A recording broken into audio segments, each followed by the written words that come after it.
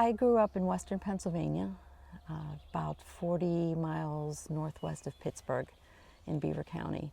Small town called Monaca. All my family lived in the area. All my family worked in the steel mills in the area. My father was actually an official in the electrical workers union of the steel mill. That was just what everybody did. Everybody worked in the factories along the Allegheny, Monongahela, and Ohio rivers in western Pennsylvania. It was a small town similar to the town here in Huntington where Elise grew up. We had a population of roughly 6,000. One of the nice things about growing up in a small town is everybody knows everybody. One of the bad things about growing up in a small town is everybody knows everybody. I had fun, and it was very untraumatic.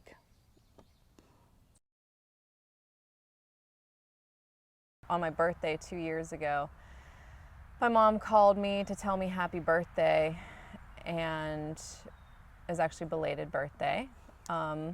Usual. But she called me up and, said that, and then said, by the way, this pipeline company wants to build a pipeline through the property. And I said, oh, really?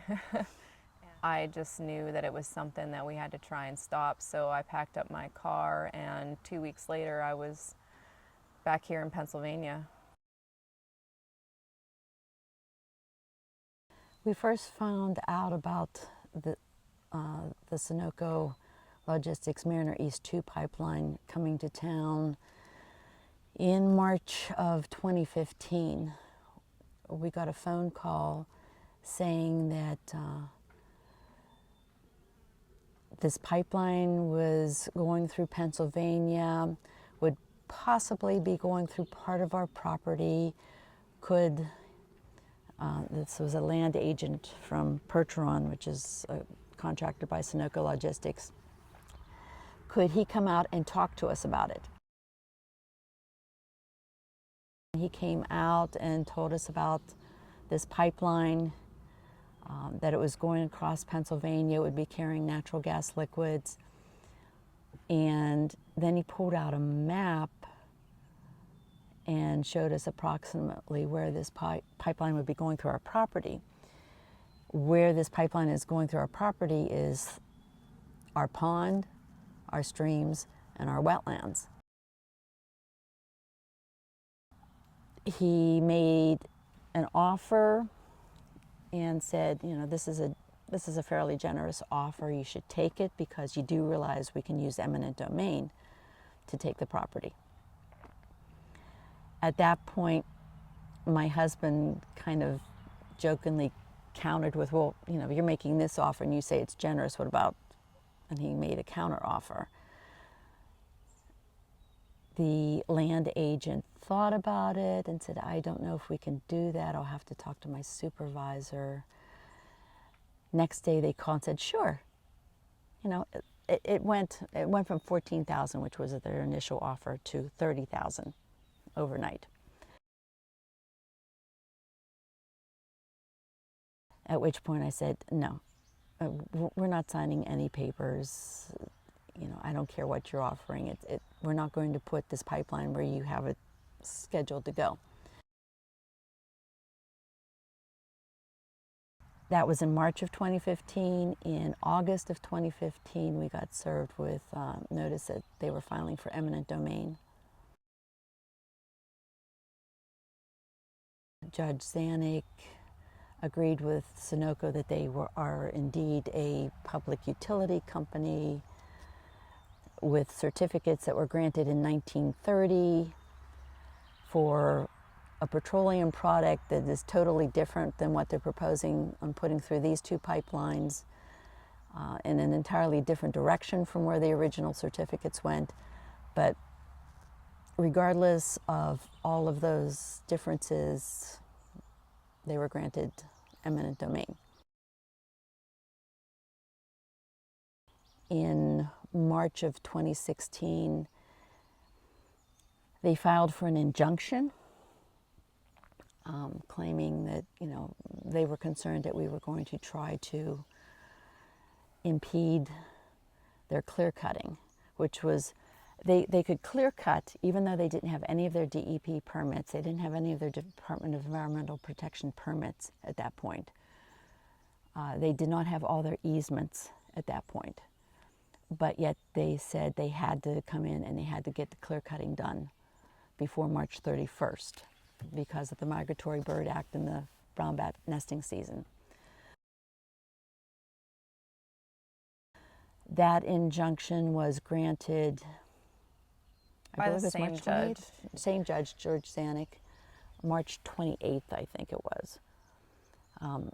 That's the day they came in. They started to try to clear cut. They were escorted by the Sheriff's Department, the Huntington County Sheriff's Department. And the state police. And the state police. Tree sit is basically a platform, wooden platform,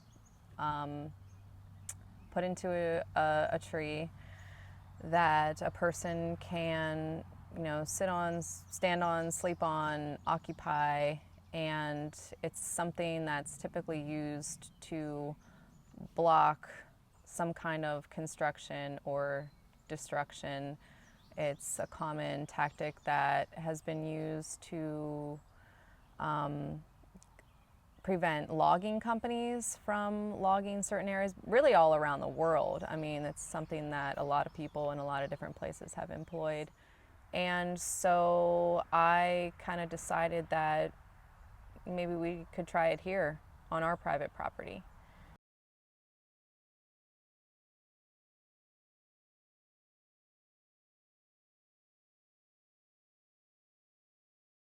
In March 2016, people took to the trees when they were moving into clear cut. The people in the trees were successful in that we were able to save maybe 24 trees, because not only was it the tree that the sitters were in, but that tree was also tied to other trees. And using that tactic, we were able to save about 24 trees. Out of the hundreds that they did cut. They were not able to come in and completely clear cut everything they wanted to.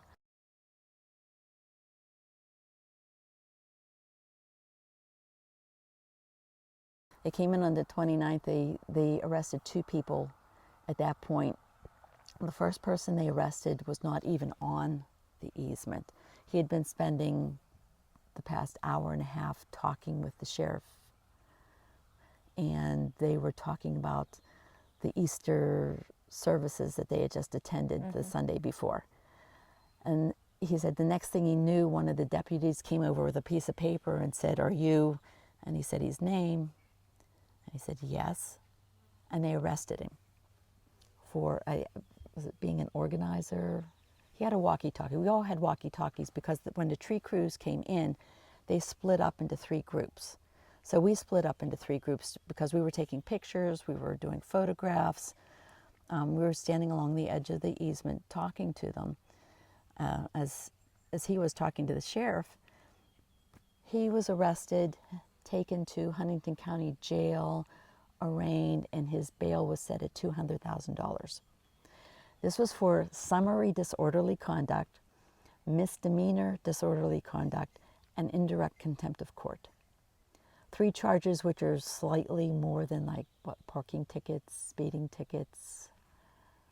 They're minor offenses, but his bail was set at $200,000. So another thing that people were doing besides, documenting what the tree clearing crews and the police were doing and how they were acting was, we needed people on the ground to talk to them about what was going on in the trees. A friend of mine, she was there, and the crews approached the tree that I was in and started to talk about cutting down a very large tree that was uphill from where I was. So I'm perched about 50 feet up in this white pine on a platform, maybe 50 feet from where I'm at. there's this other very large white pine they start talking about wanting to cut down. And I'm yelling down to them and I'm like, don't do that. You know, it's really dangerous. It could fall right towards me. Just don't do it. And they weren't listening. So my friend, walked up the hill towards them, you know, very calmly, very quietly, just like approached them and said this, basically the same thing I was saying, you know, like, it's really dangerous to cut down that tree, like, please don't do it. And she was arrested and put on $100,000 bail and sent up to the Center County Jail.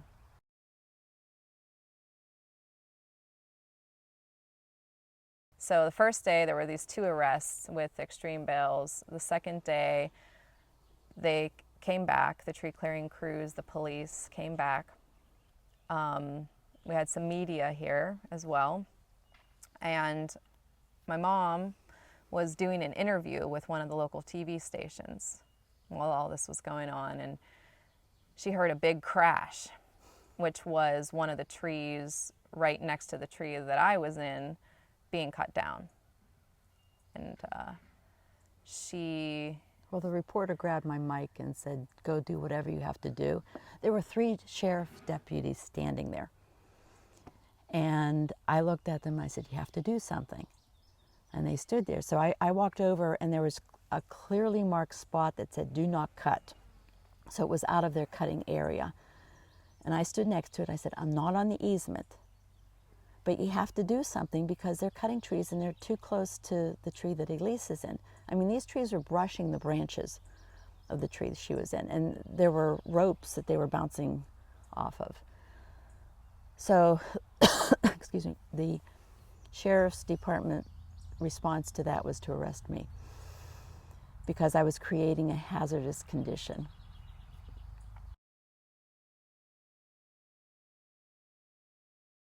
Meanwhile, while the police were arresting people, I remember that there were 2 of the guys working on the tree clearing crew. It's a contractor called Global, and they were down around the base of the big pine that I was up in, and they were saying in a joking way, haha, let's take the big one, you know, meaning the big tree that I was in, like walking around carrying their chainsaws below me and joking about hurting me, about possibly killing me. And, you know, at one point there was a tree that was about to be cut down, and I looked at the police and I showed them like my attachments on my harness and how I was connected to the lines that were going between the trees. You know, I held it up to them and I said, look at this, I'm attached to that line. And they kind of shrugged at me and waved.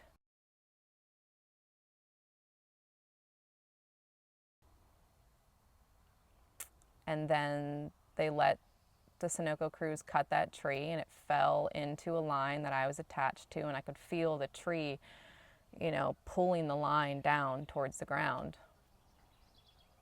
And then it, at some point it slipped off underneath it, you know, and fell the rest of the way to the ground. The police kept saying that they were there to make sure everybody stayed safe. But when it came to my safety and the safety of the other people in the trees and the safety of the people on the ground who were there with us, they wouldn't respond to any of our requests when we asked them to help or asked them to prevent a dangerous situation from happening. Their response was to smile, wave, laugh, tell people that it's okay, tell people that Sunoco is professionals and they know what they're doing.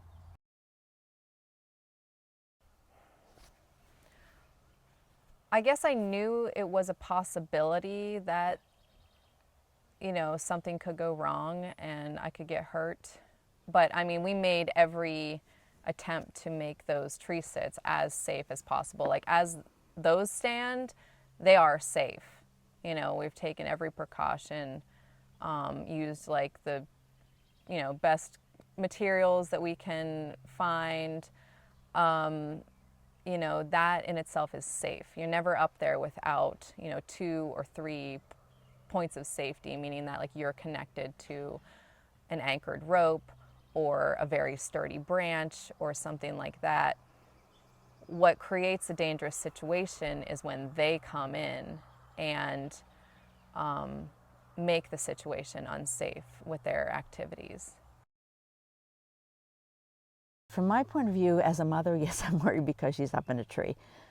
You don't ever think that somebody would come along and actually put another person's life in danger. And there's just this loud crashing sound behind me. I didn't know if it was going to be Elise's tree. I didn't know if it was going to be part of Elise's tree. But,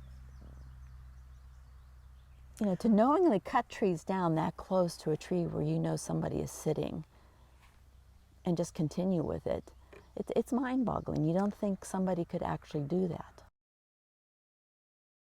We had a number of people on the ground that had come to support us and come to like advocate for people's safety, to document, etc. And they were talking to some of the police here, and they said, well, aren't you going to do something? You know, they're getting, you know, dangerously close to those trees and it's not safe. And some of the police, I'm not sure exactly which ones, but they said to our friends, well, she knows the consequences of being up there. Like, what does that mean, the consequences? That if I get hurt on my own family's property by somebody else's activities, then that's my fault? You know, it's my fault for saying no to their pipeline.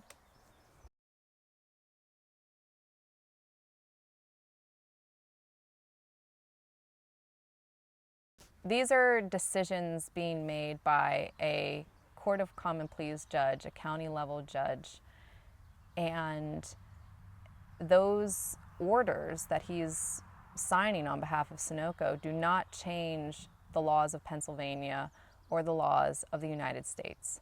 They don't change what's in the Constitution, and so when you think of it like them enforcing that order as enforcing the law, that's not really the way that I see it, because if they were enforcing the law, they would be protecting my parents' property rights. They would be, you know, protecting us from bodily injury by some private actor, you know, a private company. I think things would be a lot different in these circumstances if the law was actually being followed. We're trying to work within the legal system, but unfortunately the system that's in place has so many loopholes in it that, you know, corporations take advantage of. You know, we're just this middle class family living in central Pennsylvania with, you know, limited resources, trying to do a stronger moral and ethical argument. This company can still come in clear-cut. Now that it has the permits from the Department of Environmental Protection, it can start construction even while all these legal arguments are still going on. Judge Zanuck, the Huntington County President Judge, issued another injunction on behalf of Sunoco. Not only did Sunoco just simply ask for us to be moved out of the way, they used it as an attempt to smear us and fabricate ideas about our intentions here and who's here and why they're doing what they're doing and all those things. And in that injunction, they literally call us eco-terrorists.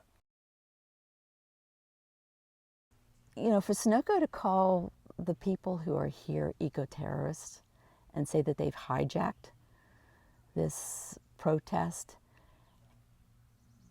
is one of the most ludicrous statements I think I've ever heard.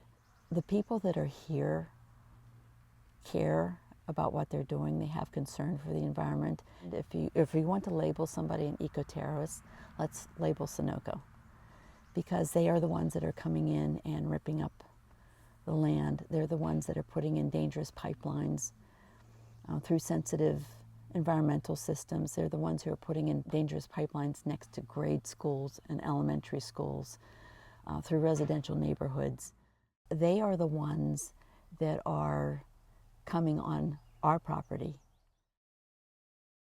The intention has always been to keep Sunoco, which is now Energy Transfer Partners, from building this pipeline through our property without our permission.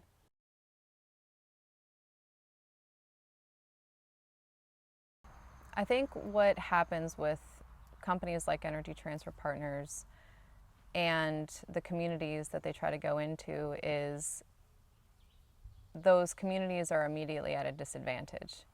We don't have the money and the power and the resources and the clout to stand up for ourselves sometimes. And I think that some people just feel disempowered because it seems so daunting. Everyone seems to know the way that things work, which is that the corporation with all the money and the power gets what they want, whether it's right or wrong or it hurts people, they get what they want. And that's what this whole thing with us is about right now, is Energy Transfer Partners trying to prove that nobody gets to tell them no.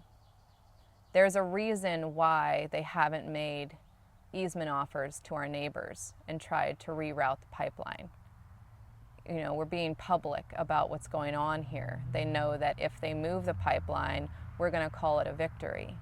And so now at this point, even though they probably could still make an offer to someone who would accept it, they're not planning to do that or to even try to do that, because now they need to push this through here specifically, because they need to prove that no one gets to tell them no. You could say both us and Sunoco are using the courts, but they're using the courts to try and gain the right to exploit people and exploit the land, and we're trying to use it to preserve our civil rights, constitutional rights, and rights of the environment.